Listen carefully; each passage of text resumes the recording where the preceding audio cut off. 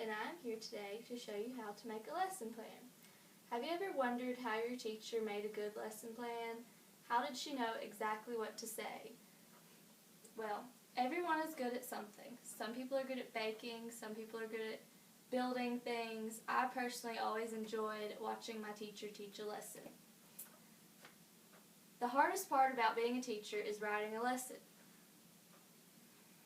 Now that I am in school to be a teacher, I know exactly how to write a lesson plan, and I can tell you what it was like for your teacher when you were in grade school.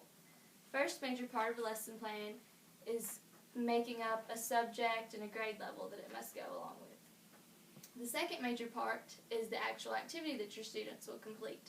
And the third major part is the assessment that goes along at the end. Now I will tell you more details about these three areas of the lesson plan.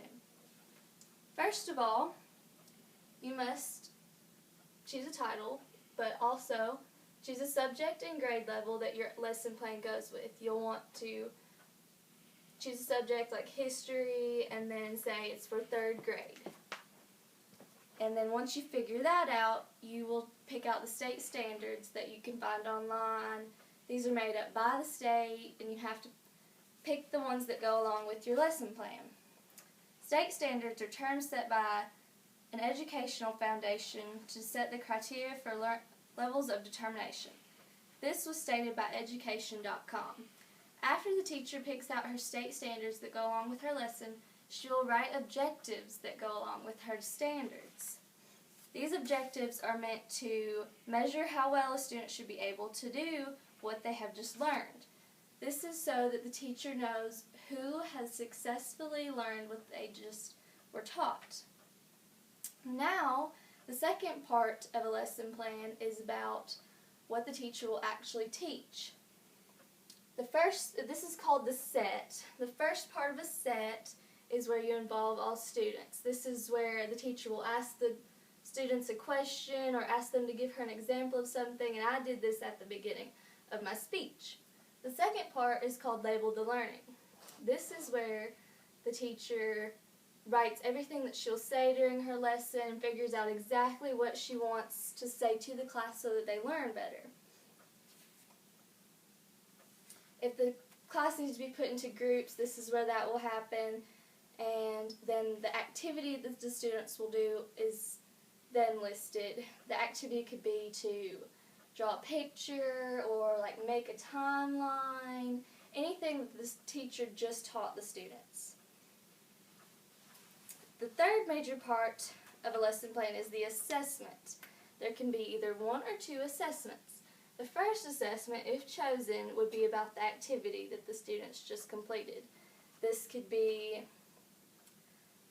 writing a paragraph about what they just completed, or like a summary of what they just did. And the second assessment would be about the lesson plan, like giving a test or a quiz. This is where the objectives that the teacher wrote will come into play. She will use these objectives to make sure that what she just taught the class has been successfully comprehended. If the teacher needs to write any notes, this will go in the reflection area. She will write things that will help her make her lesson better. If any follow-up activities are needed, this can be listed at the end of the lesson also. A follow-up activity is just meant to give reflection and just teach the kids more about what they just learned. And at the end of the lesson, there will always be a list of the materials that the teacher used. In conclusion, I hope that more people will be aware of the hard work that teachers put into their job. Now that I'm in school to be a teacher, I know exactly what teachers have to do, and I'm able to explain to you what it was like when you were in grade school.